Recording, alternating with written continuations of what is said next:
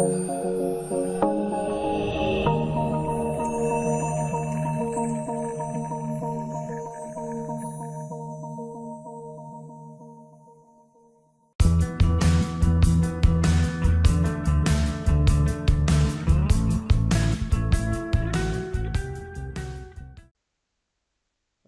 warahmatullahi wabarakatuh. Selamat datang. Salam budi luhur. Baik, hari ini kita ketemu lagi di mata kuliah Matematika Komputasi Lanjutan di pertemuan ke-6. Nah, pertemuan sebelumnya kemarin kita sudah membahas mengenai teori bilangan.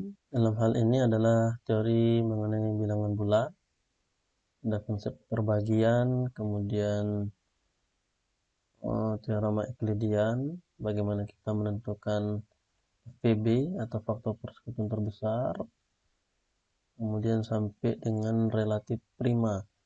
Nah, untuk pertemuan hari ini kita masih melanjutkan bahasan mengenai teori bilangan ini. Kita akan masuk ke materi mengenai aritmatika modulo. Nanti kita akan ketemu dengan bentuk seperti ini, operasi A mod M, itu dibaca A modulo M. Nah, misalkan ada A dan M bilangan bulat, di mana nilai M itu lebih besar daripada 0, maka operasi ini, A mod M ini adalah hasilnya itu adalah sisa jika A dibagi dengan M. Notasinya itu A mod M sama dengan R.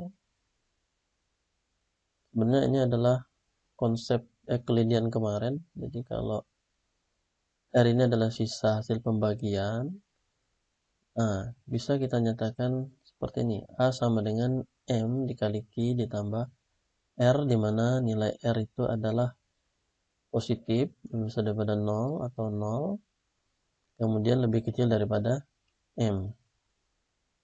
M-nya disebut modulus atau modulo, dan hasil aritmatika modulo M terletak di dalam himpunan 0, 1, 2, sampai dengan M-1. Ini ada contoh berapa hasil operasi dengan operator modulo. 23 mod 5 itu sama dengan 3. Nah, jadi yang di sini itu adalah sisa hasil pembagian antara 23 dibagi dengan 5. Nah, kalau kita nyatakan dalam bentuk persamaan ini tadi, maka 23 itu sama dengan 5 dikali 4 ditambah 3. Ini dari konsep Euclidean kemarin. Bagaimana kita menentukan sisa hasil pembagian. Di operasi modulo ini adalah menyatakan sisa jika A dibagi dengan M. Jadi 23 ini dibagi 5, itu sisanya adalah 3. Nah, kemudian 27 dibagi 3, itu sisanya adalah 0. Nah, kita bisa juga mungkin masih ingat ketika kita mau membagikan bilangan pecahan, konsep seperti ini bisa kita pakai juga. Jadi menentukan pecahan, ini pecahan biasa menjadi pecahan campuran. Jadi kalau 23 dibagi 5 itu adalah 4. Kemudian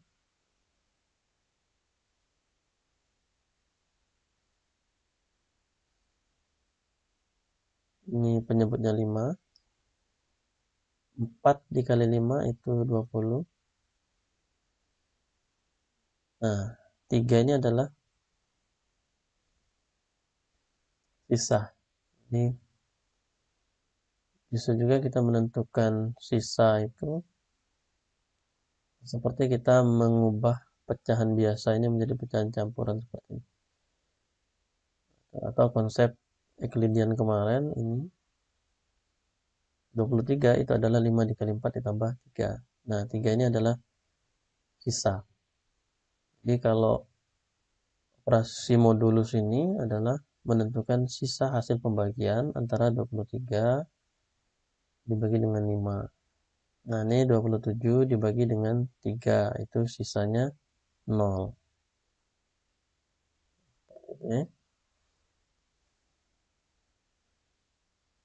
Nah, nanti konsep modulo ini kalau di komputer itu biasanya digunakan pada kriptografi. Jadi kriptografi itu adalah untuk keamanan komputer atau keamanan pesan. Atau biasanya kita menggunakan operasi-operasi modulo ini untuk menentukan. Jadi kalau di kriptografi itu ada biasanya kita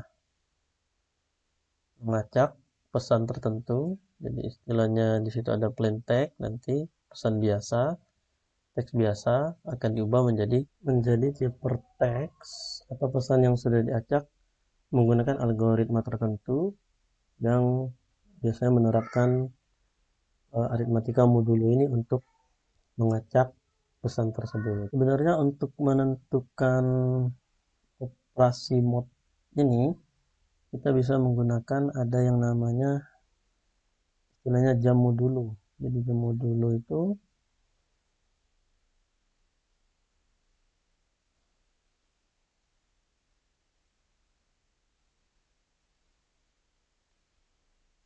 jadi untuk menentukan, misalkan kita mau menentukan mode 5, maka kita buat sebuah jam dengan angka-angkanya itu mulai dari 0. Jadi kalau dia mode 5, maka jamnya itu adalah 0, 1, 2, 3, 4. Nah, seperti ini. Ini adalah mode 5.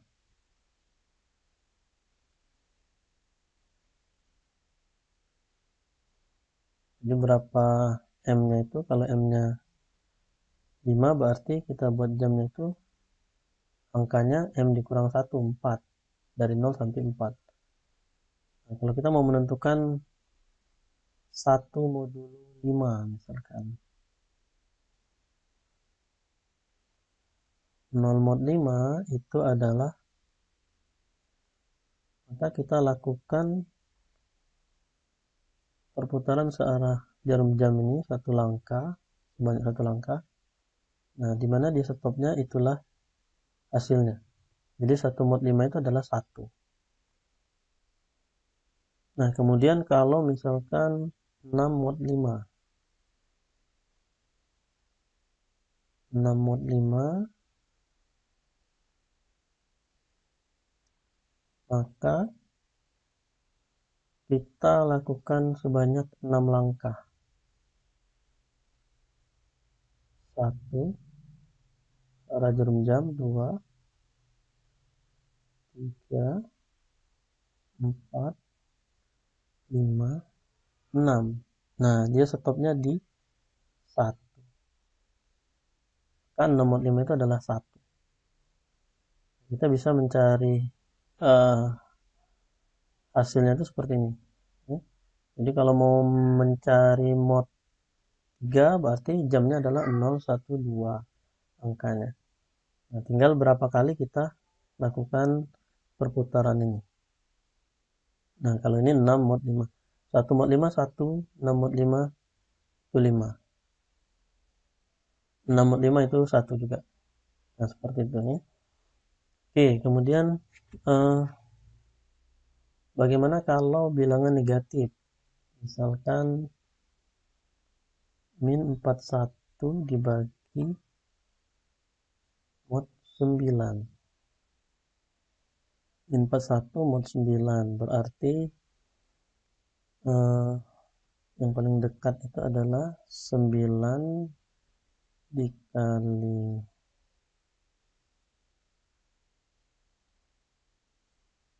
min 4 min 36 kemudian min 5. Nah, kalau ini hasilnya adalah minus 5.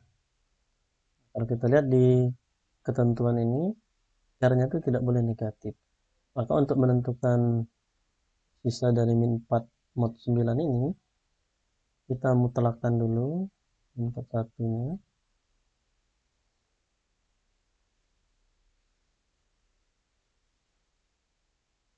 Mod 9.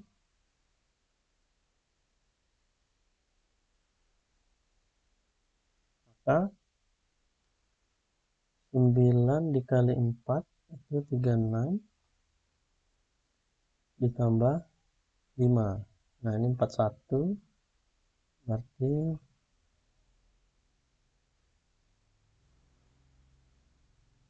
sisanya adalah 5. Nah, ini kita anggap sebagai R aksen. Nanti untuk menentukan R-nya itu adalah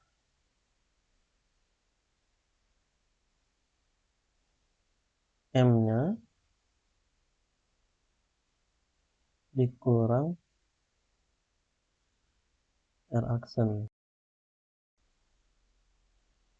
M-nya dikurang R aksen, jadi ini R aksennya kurang 5 sama dengan 4. Nah, jadi min 1, min 41 mod 9 itu sama dengan 4. Nah, seperti itu ya. Jadi kita mutlakkan, tapi ini bukan R-nya, ini R aksennya. Nah, untuk menentukan R-nya, maka M dikurang R aksen tadi. 9 dikurang 5 sama dengan 4. Nah, inilah hasilnya.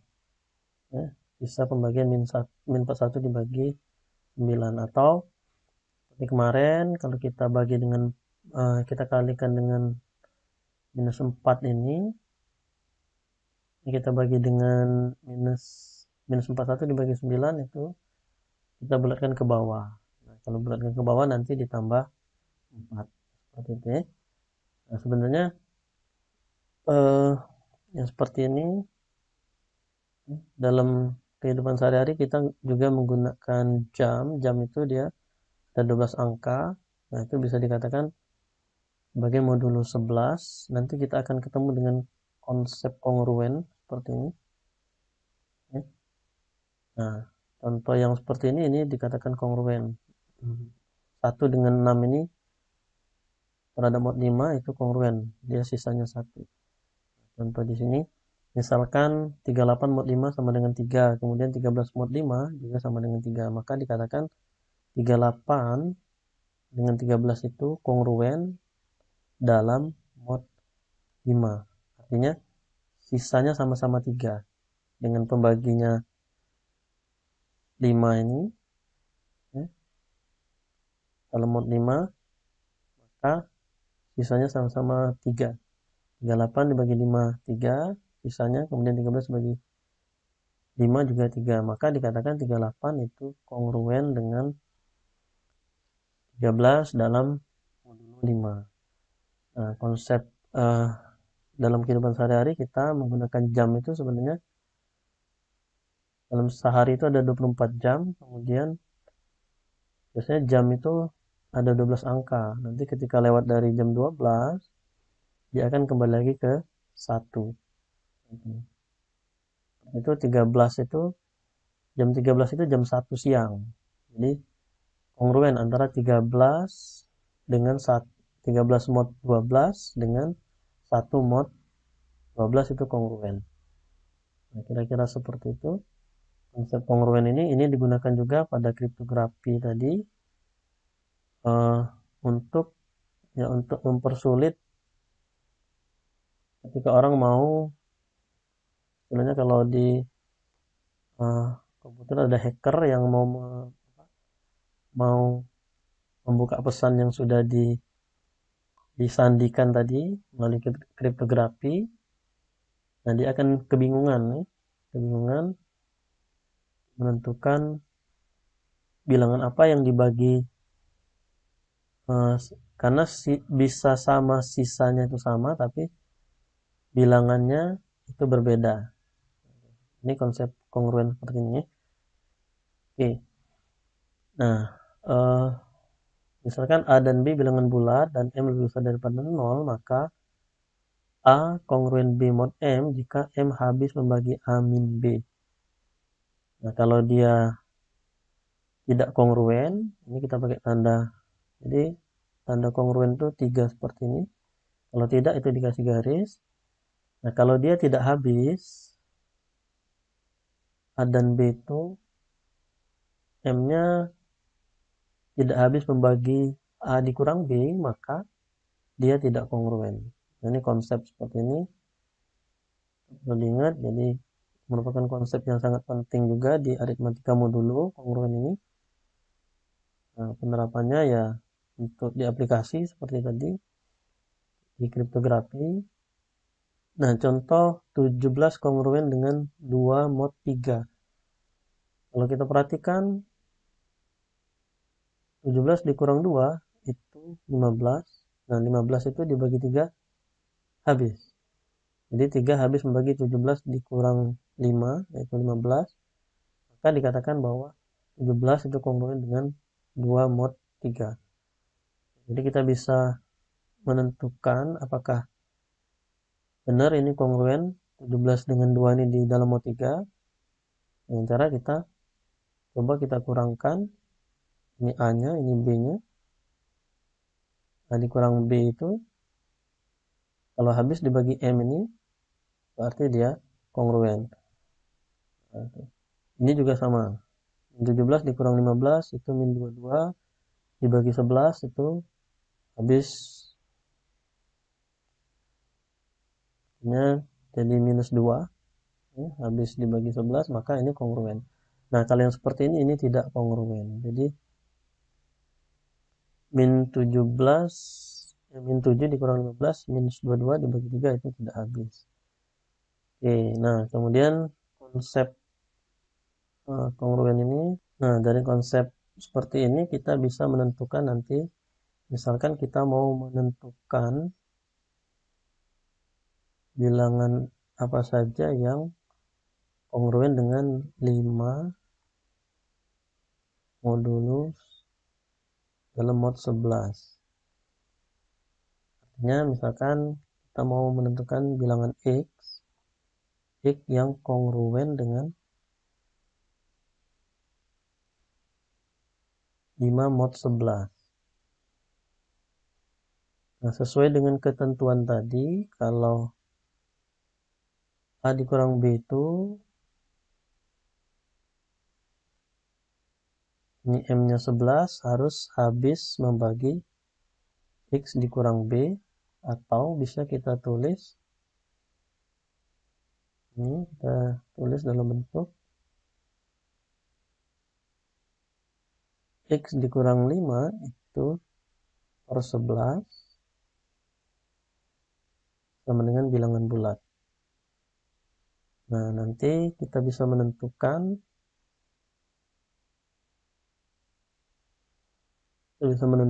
X-nya ini berapa. Dengan cara kita coba-coba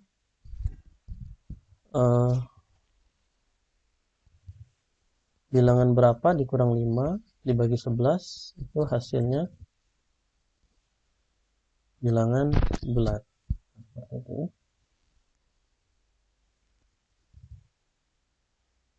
X dikurang 5 dibagi 11 menghasilkan bilangan bulat. Kita cobakan misalkan 16. Nah, 16 kalau dikurang 5 itu 11 dibagi 11 itu bilangan bulat. Hasilnya 1. Nah, ini 16 ini salah satu X ini. Untuk menentukan yang lainnya, bilangan apa lagi kira-kira yang kongruen dengan 5 mod 11. Nah, nanti kita bisa tambahkan saja dengan 11. Dari 16 ini ke kanan, tambahkan 11 itu berarti 27. Nah, 27 tambah 11, 38. Ini X yang memenuhi. Jadi nilai X yang memenuhi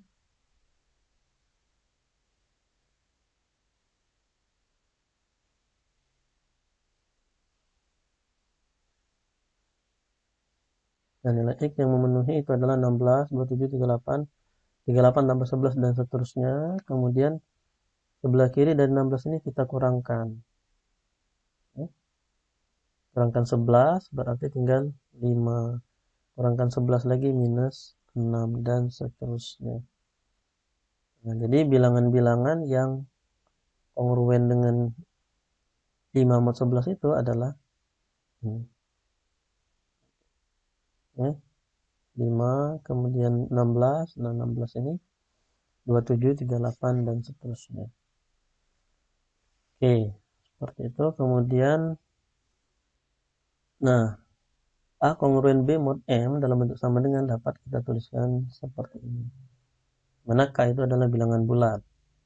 Contoh 17 kongruen dengan 2 mod 3 bisa kita tulis dalam bentuk seperti ini.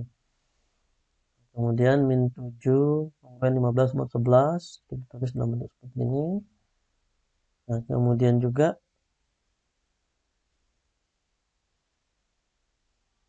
aritmatika modulo yang tadi A mod M sama dengan R itu bisa juga kita tentukan dalam bentuk kongruen tadi. Jadi A mod M itu sama dengan R.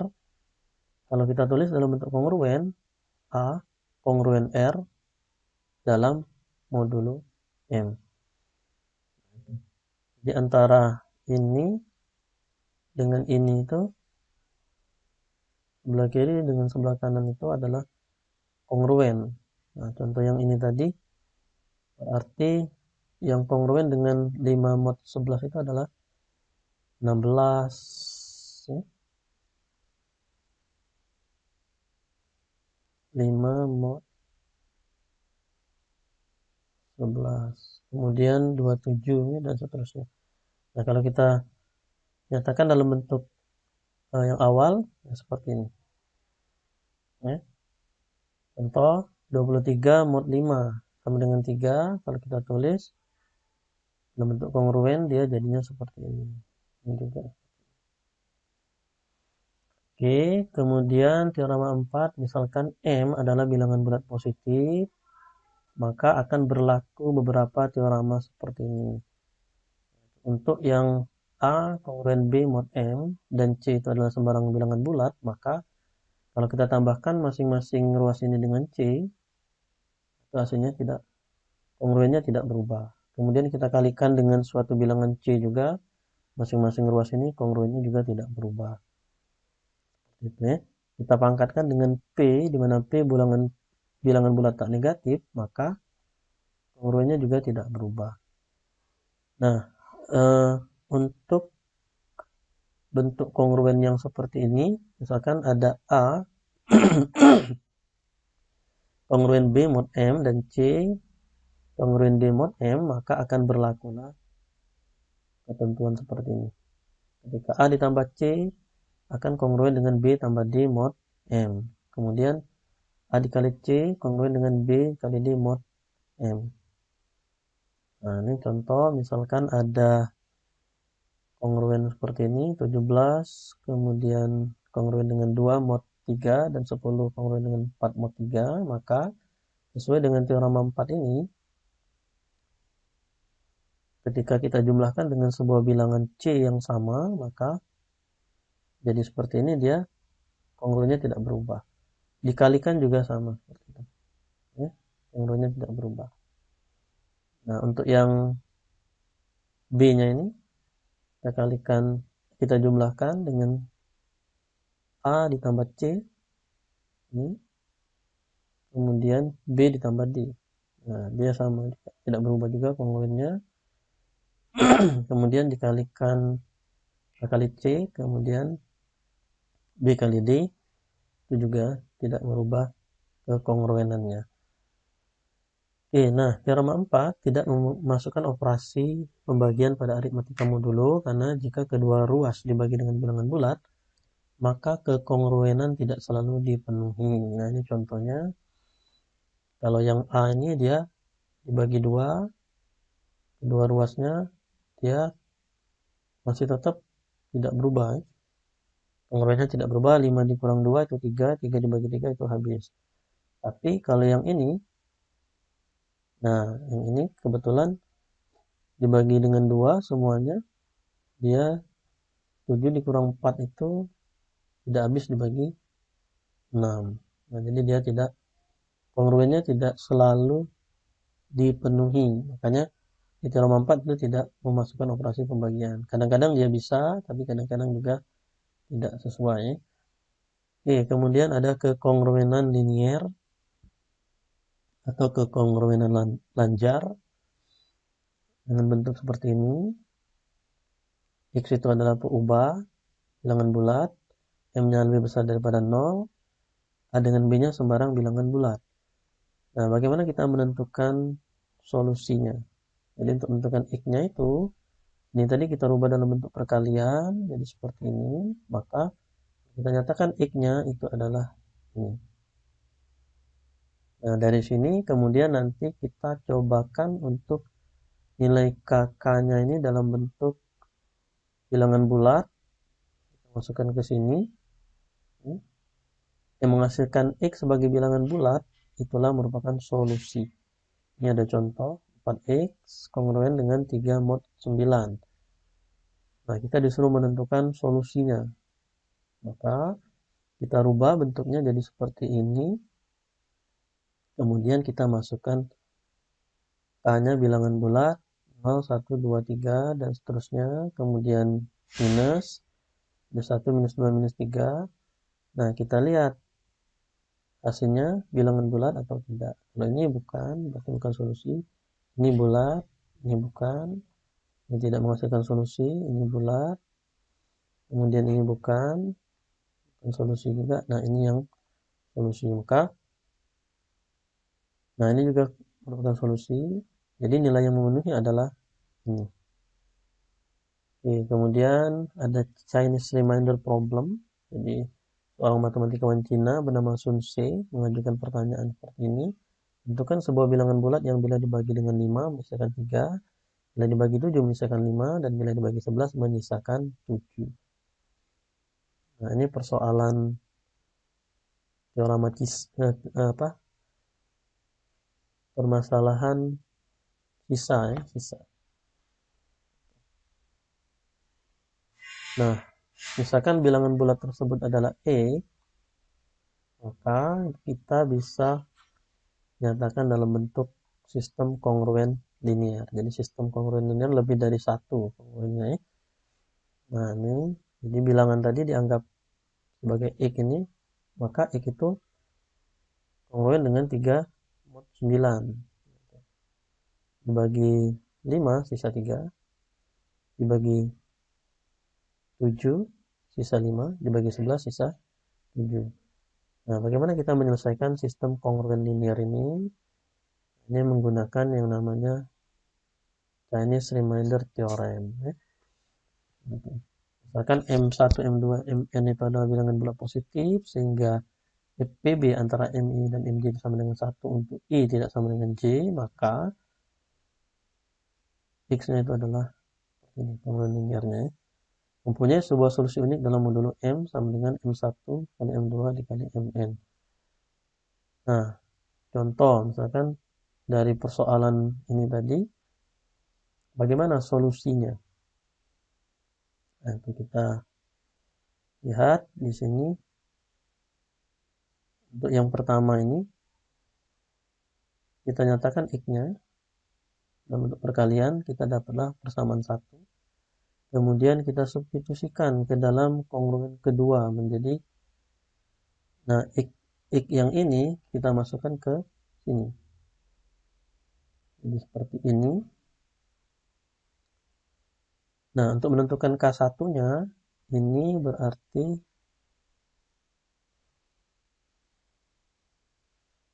kalau kita pindahkan 5 K1 itu sama dengan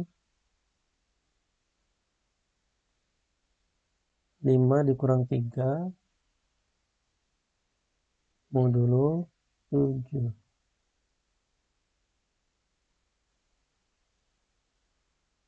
Nah, 5 dikurang 3 itu 2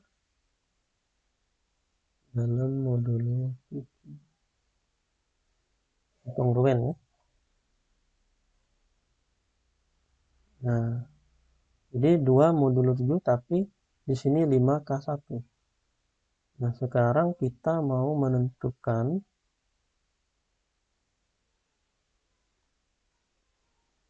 bilangan yang kongruen dengan 2 mod 7 ini, tapi habis dibagi 5.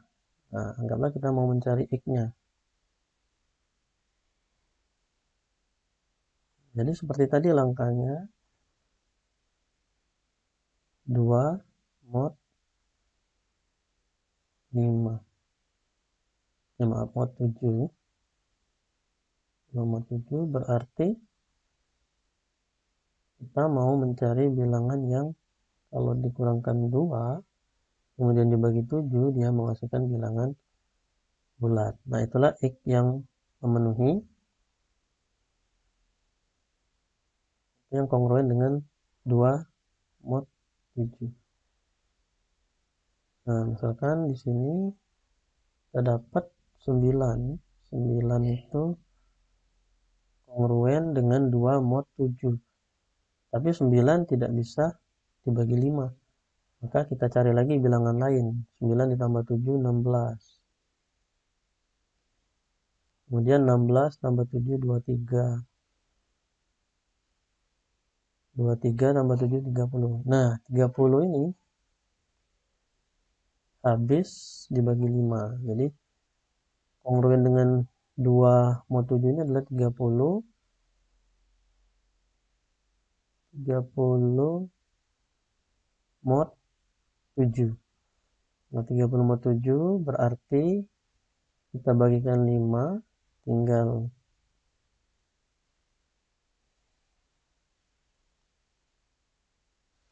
jadi yang kongruen dengan ini adalah 30 yang bisa dibagi 5 adalah 30 mod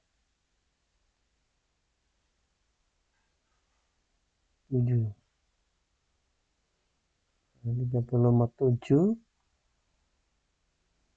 ini supaya jadi K1 maka kita bagikan 5, K1 30 dibagi 5, 6 mod 7, atau kalau kita tulis dalam bentuk perkalian jadi seperti ini.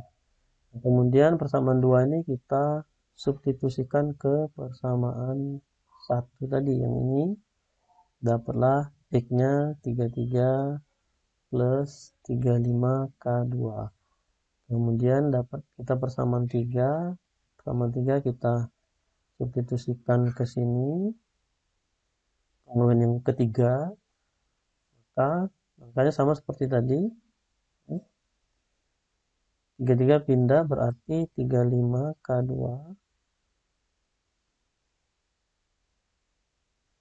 itu sama dengan min 26 ya. Min 26 mod 11. Nah, min 26 mod 11. Kemudian cari nanti yang kongruen dengan min 6 mod 11 ini, kemudian bisa dibagi 35, dapatlah 9 mod 11, atau K2-nya sama dengan ini. Kemudian dari sini kita substitusikan ke persamaan 3. 9 plus 11K3 ini. Nah, dapatlah X-nya sama dengan ini. Nah, ini adalah solusinya. 348 adalah bilangan bulat positif terkecil yang merupakan solusi sistem kekongruenan di atas. Perhatikan bahwa 348 mod 5 itu sama dengan 3. 348 mod 7 sama dengan 5. 348 mod 11 itu sama dengan 7. Nah, dapatlah bahwa 385 itu merupakan perkalian antara 5 kali 7 dikali 11. Oke. Nih, jadi M-nya ini merupakan perkalian dari M1, M2, M3 sesuai dengan ketentuan ini tadi. Nah, M-nya itu dari sini perkalian antara M1, M2, M3, 385 ini.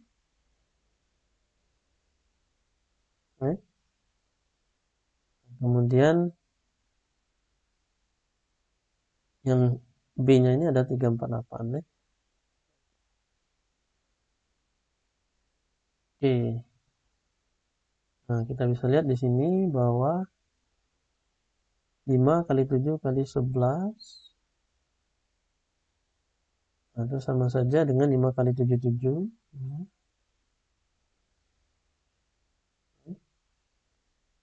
atau 11 dikali 35.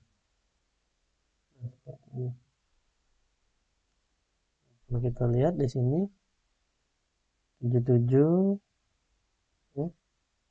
Ini 5 kali 11 bisa juga 55 dikali 7. Nah, 55, 77, kemudian 35.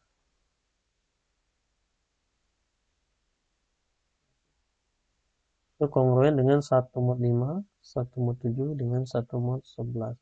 Maka solusi unik dari sistem kongruen tersebut adalah 3 kali 77 dikali 3 tambah 5 kali 55 dikali 6 ditambah 7 kali 35 kali 6 mod 385. Atau kongruen dengan 3813 mod 385. Nah, ini bisa kita cari lagi, kongruennya adalah 348 mod 385. Oke, jadi seperti itu untuk kongruenan. Salah satunya digunakan untuk memecahkan persoalan seperti yang ini, sistem kekongruenan linier. Ingat bagaimana kita menentukan bilangan-bilangan yang memenuhi seperti ini ya. Dari sini tadi. Nah, ini. Oke.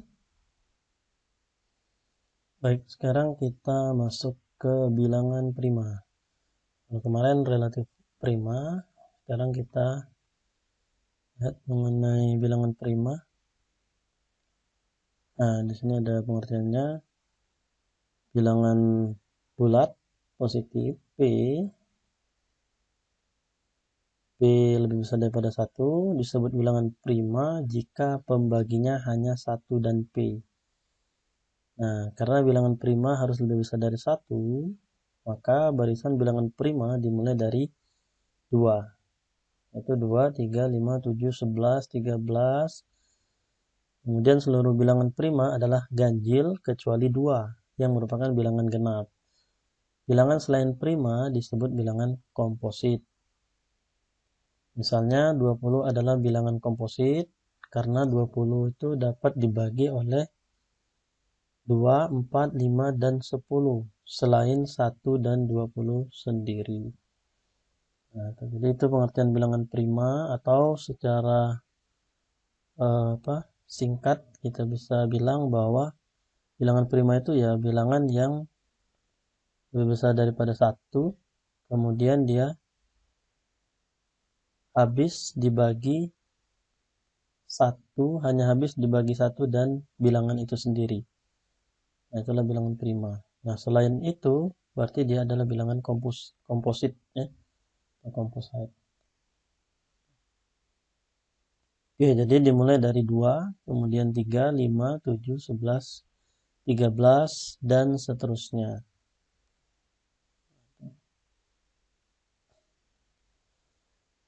Kemudian kita lihat di sini ada teorema fundamental atau fundamental theorem of arithmetic. Nah, setiap bilangan bulat positif yang lebih besar atau sama dengan 2 dapat dinyatakan sebagai perkalian 1 atau lebih bilangan prima. Nah, teoremanya berbunyi seperti itu. Jadi setiap bilangan bulat positif yang lebih besar atau sama dengan 2 dapat dinyatakan sebagai perkalian 1 atau lebih bilangan prima. Contoh. Nah, di sini kita punya bilangan 9. 9 itu adalah perkalian dari bilangan prima 3 dikali 3. 100 itu merupakan perkalian dari bilangan prima 2 dikali 2 dikali 5 dikali 5. Nah, kemudian 13 itu adalah 1 dikali 13. Oke. Jadi setiap bilangan bulat positif yang lebih besar atau sama dengan 2 dapat dinyatakan sebagai perkalian 1 atau lebih bilangan prima. Oke. Kemudian algoritma uji bilangan prima. Nah, jadi bagaimana kita menentukan bilangan prima itu? Ini kalau misalkan kalau yang di bawah 20 mungkin masih bisa lah kita cari ya dengan mudah. Nah, tapi kalau dia sudah lebih besar akan cukup merepotkan juga kita menentukan apakah dia bilangan prima atau bukan. Nah, untuk mengujinya itu ada beberapa langkah algoritma seperti ini. Jadi kita bagi n dengan sejumlah bilangan prima mulai dari 2, 3 dan seterusnya. Nah, bilangan prima itu lebih kecil atau sama dengan akar dari n. Nah, seperti itu. Kemudian jika n habis dibagi dengan salah satu dari bilangan prima tersebut, maka n adalah bilangan komposit.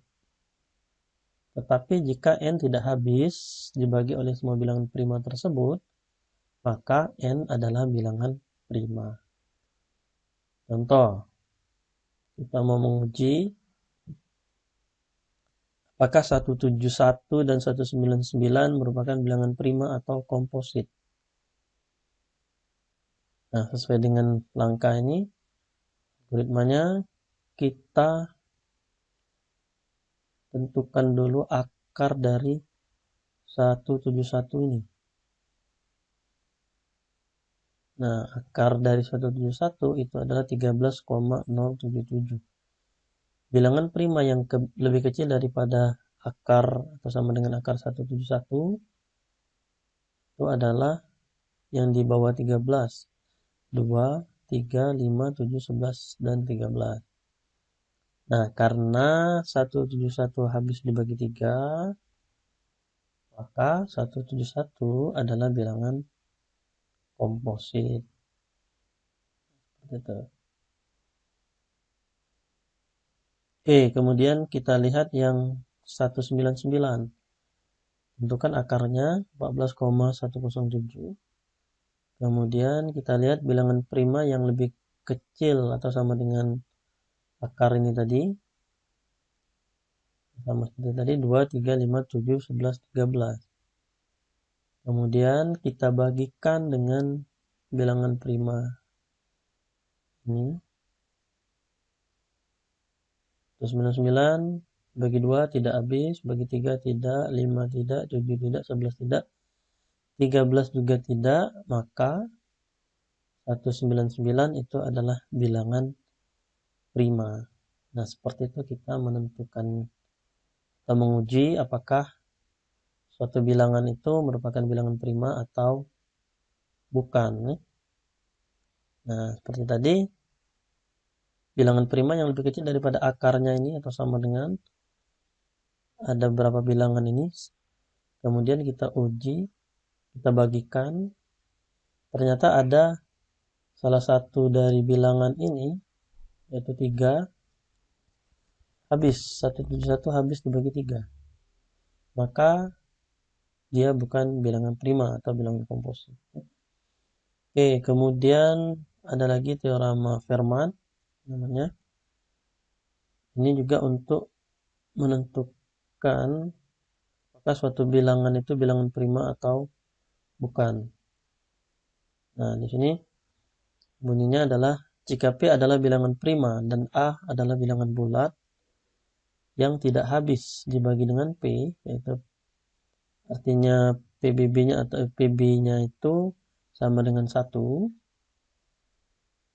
sama P tadi, maka di sini ada ketentuannya adalah A pangkat P minus 1 kongruen dengan 1 mod P. Nah, seperti ini teorema Fermatnya. Contoh, kita mau menguji apakah 71 dan 21 bilangan prima atau bukan dengan teorema Fermat tadi. Biasanya ambil A sama dengan 2 karena PBB antara 17 dan 2 sama dengan 1.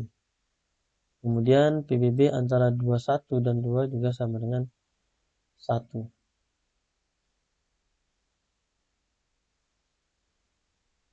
Kemudian kita masukkan ke sini hanya 2. 17 dikurang 1 itu 16. Dipangkatkan 2 pangkat 16 sama dengan 655 36. Kongruen dengan 1 mod P. Nah, 1 mod P itu 1 mod 17. Karena 17 habis membagi 655 36 dikurang 1 itu sama dengan 65535. Jadi 17 itu adalah prima. Kemudian untuk yang 21 kita masukkan 2 pangkat 21 dikurang 1. Nah, ini nanti dicari pakai kalkulator aja. Ini sama dengan 104857.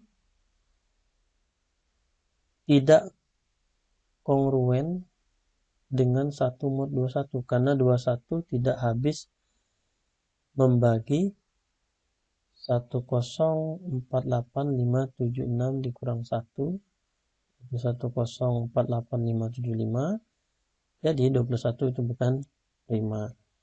Ya, ingat konsep kekongruenan yang di awal tadi. A dikurang B itu si M-nya ini harus habis membagi A dikurang B. M-nya 21, A-nya yang ini, kemudian B-nya yang ini. Nah, kalau hasil pengurangan A dengan B ini tidak habis membagi M, maka berarti dia bukan prima. Kira-kira seperti itu untuk menentukan bilangan prima menggunakan teorema Fermat ini. Nah, kelemahan teorema Fermat itu terdapat bilangan komposit N sedemikian sehingga 2 N pangkat minus 1 kongruen 1 mod N. Nah, bilangan bulat seperti ini disebut bilangan prima semu atau pseudo prime.